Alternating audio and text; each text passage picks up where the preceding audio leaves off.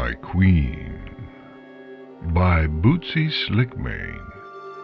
Read by Ilya Leonov. She comes.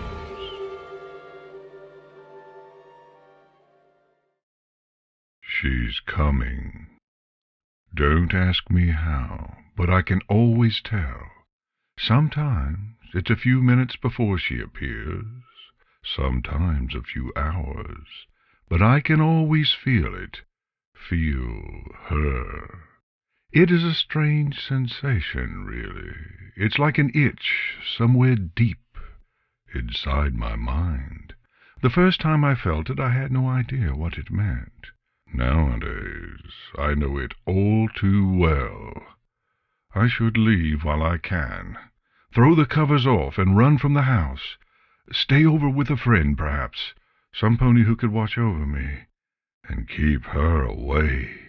I should flee from one who invades my home so. But I don't want to.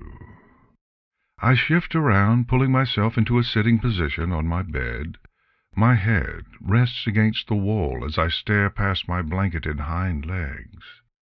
I stare across the dim room, hoping to catch her coming in, even though I know that I can't. I've tried before, sitting and waiting for her to climb in through a window, or for my bedroom door to slowly creak open. I've never caught her entry before, and I won't now, as it is made clear by what always happens next. A moment ago I could clearly see my old desk, the door to my closet, and a painting of a white city of Canterlot hanging on a wall across the room. Now I can't see the painting any more, and my desk is gone too. An impenetrable curtain of black has fallen between me and the opposite wall, just like it always does. Soon I can barely see the outline of my own hoof in front of my face. And then she's there. My heart stops and my breath catches in my throat. Like every time before, she's just suddenly there, her acid green eyes staring at me from the abyss that my bedroom has become. Her eyes gently narrow, still locked on me. She's coming closer now. I can hear her soft hoofsteps across my carpet, see her eyes gently bob up and down with her head as she moves. I can only ever catch glimpses of her in the darkened room. The weak light coming in through my curtains does little in the unnatural shadow. As she passes by the window, I can barely catch a hint of her dull blue mane above those vibrant eyes. There is a sheen on her coat, smooth and slick. Is it even a coat? I've never been sure, but it never feels like fur or hair. It feels more like warm glass, smooth and solid. I've never gotten a good look at it, though. Perhaps she likes it that way. Perhaps that's why she only comes at night. All I can ever see clearly are those eyes, those green, luminescent eyes with those slitted pupils that no pony should have. Despite how alien they are, I can't help but feel drawn to those eyes. Maybe that's one of the reasons why I stay when I should gallop from my bedroom in terror, leaping out the window and into the night. Even as they stare at me now, my heart pounding as though I'd just finished a dead sprint across town, I don't want to leave. Those eyes still scare me, though not like they did when they first appeared in my bedroom.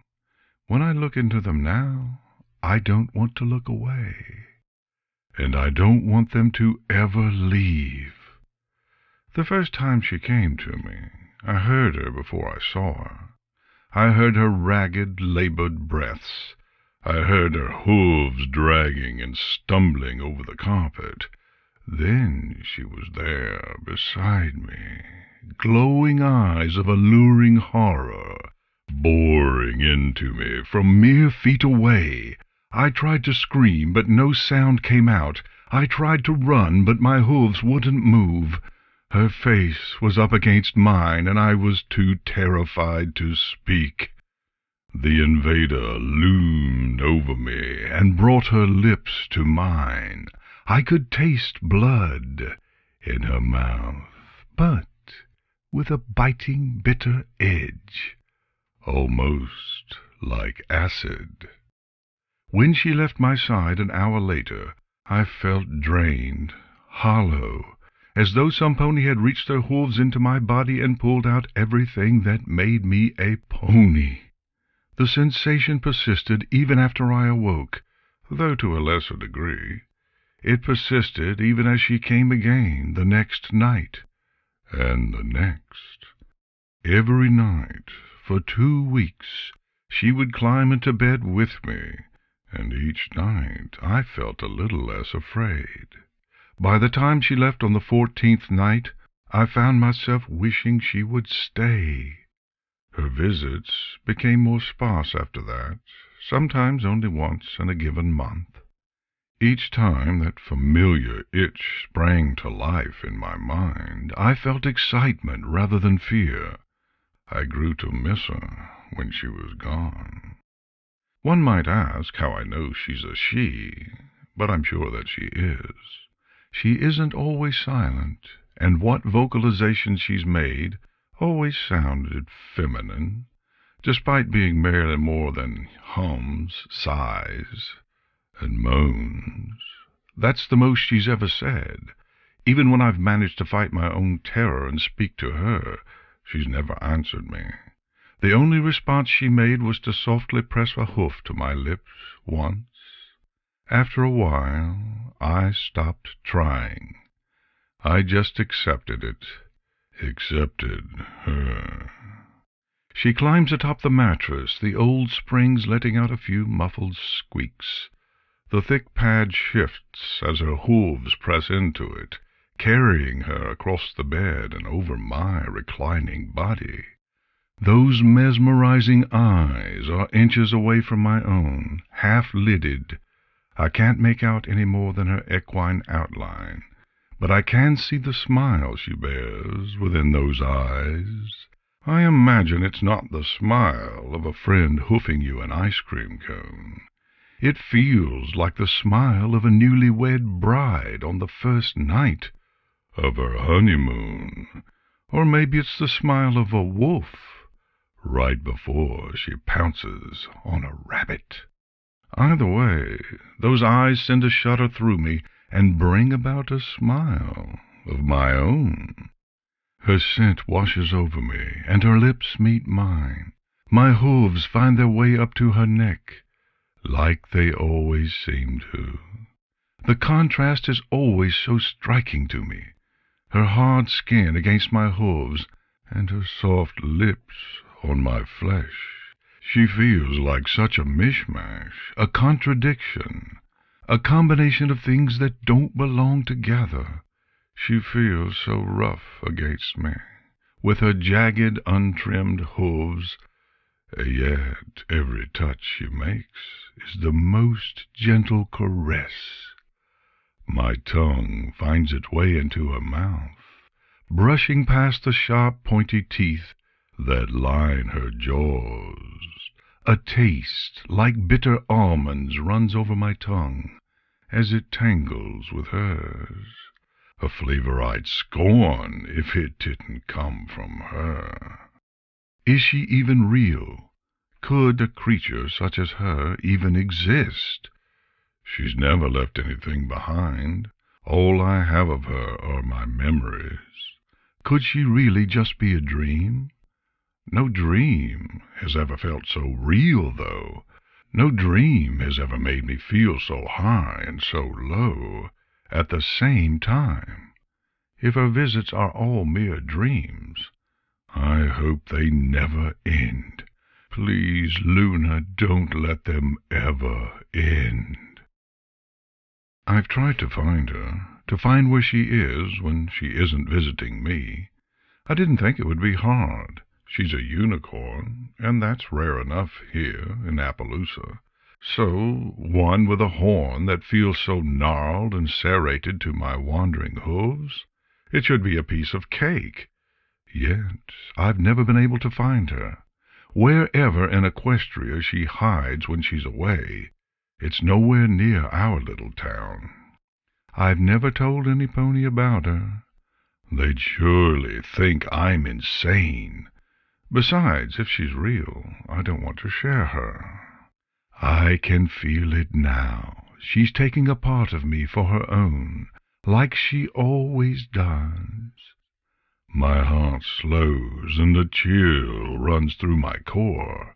I can feel her taking my essence, pulling it out from between my lips and past her teeth. A cold sensation fills my chest and spreads through my limbs. No, not cold, empty, hollowed out like a rotted old tree. What she once stole from me, I now give her willingly. She can have it. She can have it all. I'd give her my very soul if I could, if only to spend another few moments with her. She is all I want. She is my dark mistress. She is my queen. Oh, how I long to see her, to see the face that belongs to those lips, that body, those eyes that have enraptured me so. I know how she so loves the shadow, how she hides from me. Maybe she finds it thrilling, keeping her form shrouded from my sight. For so long I've refrained from illuminating her, but I can withstand the temptation no longer. All at once I've had enough. I have to see. I have to know. My hoof removes itself from its place around her neck, sliding across the covers and up to my nightstand. After a second I flip the switch and flick on the lamp. Light floods the room and banishes the darkness. She whips her head back and away, pulling her lips from mine. My eyes snap open, and at last I can see her. I wish I couldn't. I try to scream, but the monster just puts one of her malformed, hole-ridden hooves in my mouth. She leans her black, shiny face back down to mine and gives me a wide smile, with that mouth full of white, bony needles, her translucent green spittle dripping onto my chest. It is not the smile of a newlywed, after all. It is the smile of the wolf.